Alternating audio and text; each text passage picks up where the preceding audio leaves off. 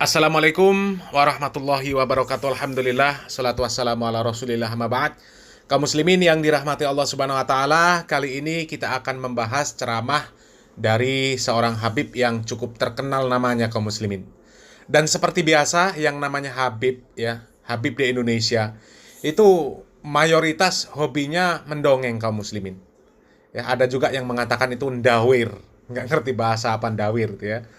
Dan kalau kita menyimak cerita-cerita dongengan para habaib, itu memang membagongkan kaum muslimin. Dan mereka ini paling suka kalau mendongeng tentang wali dengan segudang karomahnya. Ada wali yang mereka ceritakan bisa terbang, ya, semau dia. Pokoknya kapan dia pengen terbang, bisa terbang. Ada yang bisa ketemu dengan Nabi Muhammad SAW setiap hari dalam keadaan sadar, ya, luar biasa. Kemudian ada yang bisa menghilang, ada yang bisa melawan malaikat, bahkan ada yang bisa berkunjung ke surga. Luar biasa, ya. Pokoknya mereka ini kalau sudah mendongeng ceritanya itu luar biasa, ya. Luar biasa membagongkan. Isinya khurafat semua, ya. Ada yang sehari mi'raj 70 kali.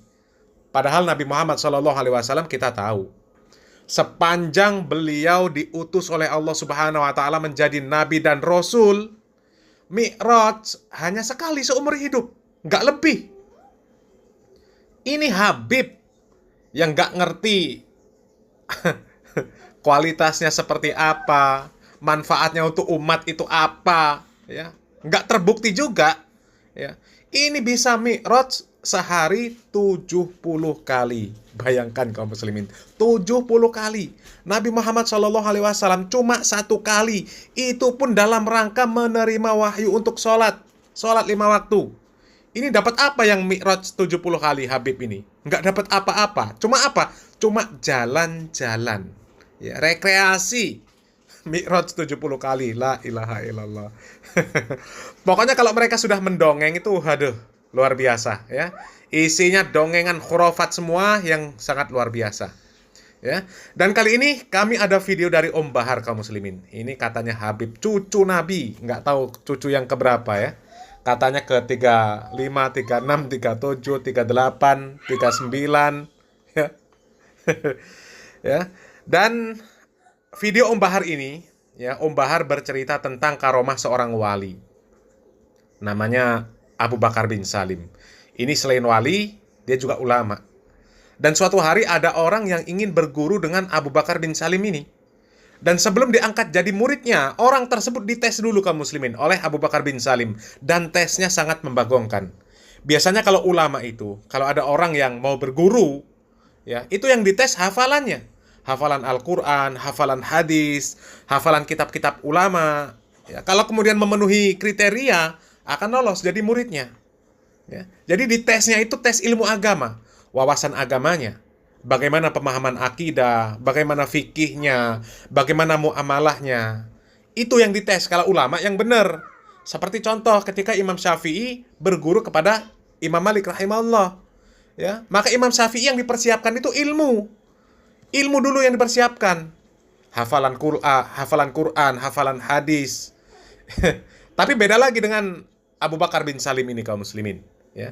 Tes untuk jadi muridnya itu sangat membagongkan. Tesnya itu luar biasa, kaum muslimin. Coba kita simak videonya, kaum muslimin. Syekh Abu Bakar bin Salim, beliau punya murid Syekh Babakhromah namanya. Satu waktu Syekh Babakhromah mau belajar sama Syekh Bakar bin Salim. Kata Syekh Bakar bin Salim, kalau kamu mau belajar sama saya tes dulu. Saya tes, kamu cari gunung yang tinggi, loncat ke bawah. Lihat Syekh Bakar bin Salim itu. Akhirnya karena Syekh Babakhromah pengen belajar sama Syekh Bakar bin Salim, nggak apa-apa. Dia cari gunung yang tinggi, kemudian dia loncat, saudara-saudara. Ketika dia loncat, udah ternyata nggak apa-apa. Dia pergi ke Syekh Bakar bin Salim. Udah wahai guru, kata Syekh Bakar bin Salim, tadi kamu loncat merem atau melek? Saya loncatnya merem. Ulang lagi, nggak boleh, harus melek kamu. Nggak boleh kamu merem. Naik lagi nih Syekh Babakhromah ke atas gunung.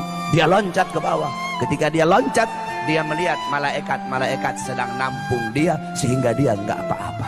Itu yang pertama. Yang kedua, kata Syekh Bakar bin Salim, kamu pergi ke masjid. Ketika orang-orang sholat ngadep kiblat, kamu sholat membelakangi kiblat. Kata Syekh Bakar Sali. Beliau ngetes ini murid yang mau belajar sama beliau. Jadi udah, orang-orang sholat ngadep kiblat, beliau sholat ngadepnya begini, membelakangi kiblat. Ini orang-orang yang sholat bilang, wah ini orang sudah gila ini. Orang sholat ngadep kiblat, kok ini orang membelakangi kiblat. Ketika sholat, dia sholat membelakangi kiblat. Ketika dia sholat, dia gemetar, saudara-saudara. Kenapa? Dia lihat ada Ka'bah di depannya dia. Nah, yang ketiga ini yang paling berat. Kata Syekh Bakar bin Salim, kamu pergi ke Aden.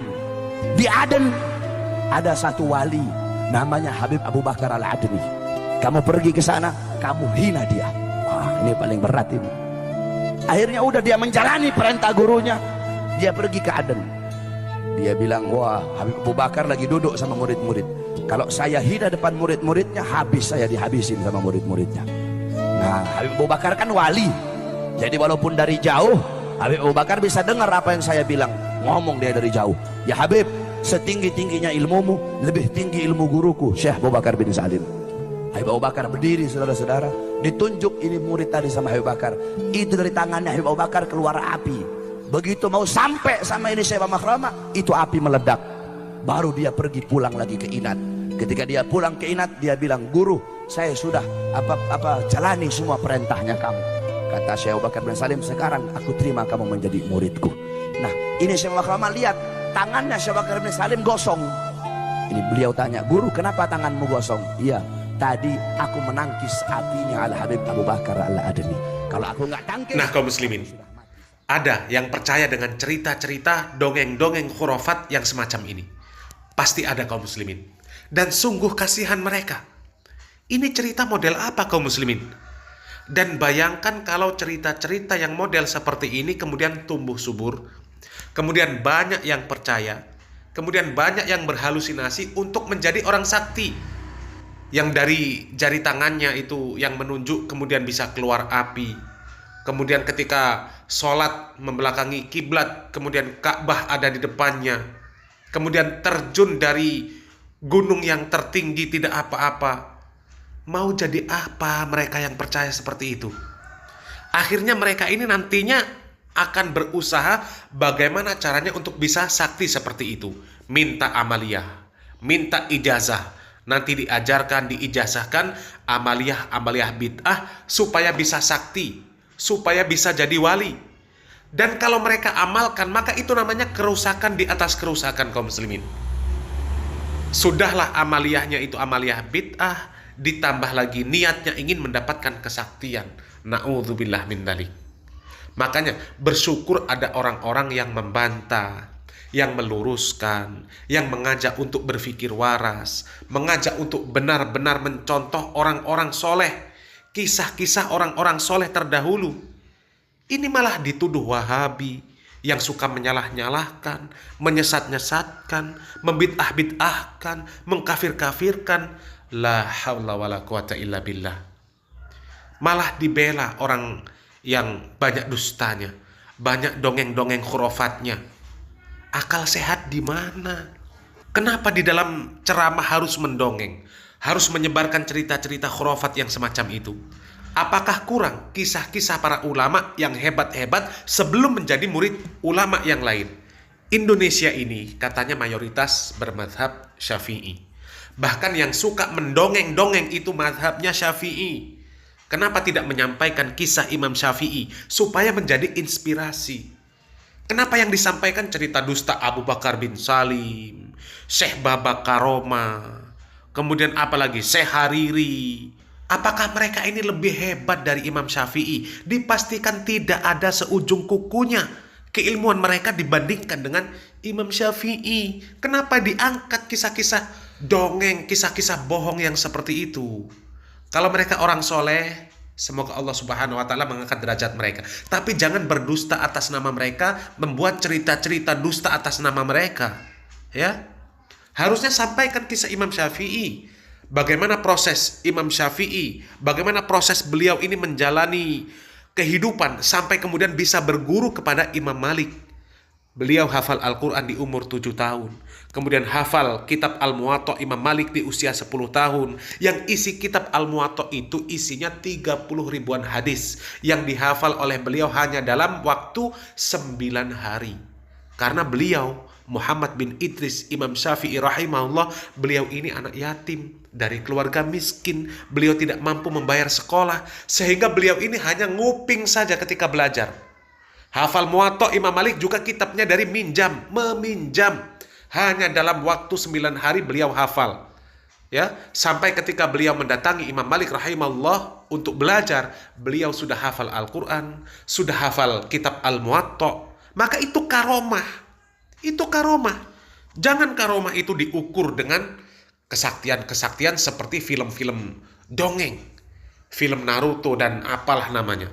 Kami tidak kenal film-film yang seperti itu. Masa iya ada calon murid ulama besar, tapi sebelum jadi murid ulama tersebut, tesnya lompat dari gunung tertinggi. Ini apa? La ilaha illallah. Disuruh sholat membelakangi kiblat. La haula wala quwata illa billah. Ini tes jadi murid ulama atau untuk jadi murid iblis? Astaghfirullah. Ya. Tiba-tiba Ka'bah ada di depannya, pindah Ka'bahnya. La haula wala quwata illa billah. Ini hanya bisa terjadi di aplikasi Photoshop dan sejenisnya kaum muslimin. Kalau di dunia nyata mustahil. Ya. Kalau ada yang mengklaim cerita-cerita yang model seperti ini, jangan dipercaya kaum muslimin. Itu sudah pasti bohong, itu sudah pasti dusta. Dan jangan dengarkan ceramah-ceramah orang-orang yang model seperti ini sebelum mereka bertaubat. Ya, jangan juga baca-baca buku-buku karomah-karomah model seperti ini.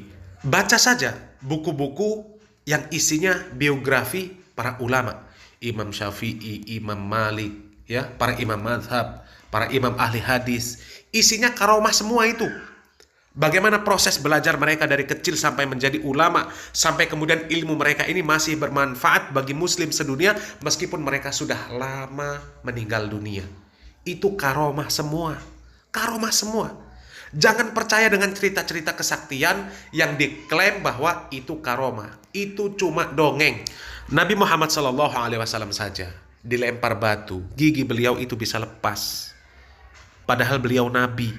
Ini manusia-manusia nggak jelas bisa lompat dari gunung tertinggi ditangkap malaikat, sholat membelakangi Ka'bah, Ka'bahnya pindah ke depannya, jari telunjuknya mengeluarkan api. Ini kompor nasi goreng. Ini semua cerita dusta kaum muslimin. Kita berdoa semoga Allah Subhanahu wa taala senantiasa memberikan kepada kita petunjuk ke jalan yang lurus, dijauhkan dari pemahaman-pemahaman yang menyimpang seperti itu. Salam waras, salam akal sehat. Barakallahu fikum. Wassalamualaikum warahmatullahi wabarakatuh.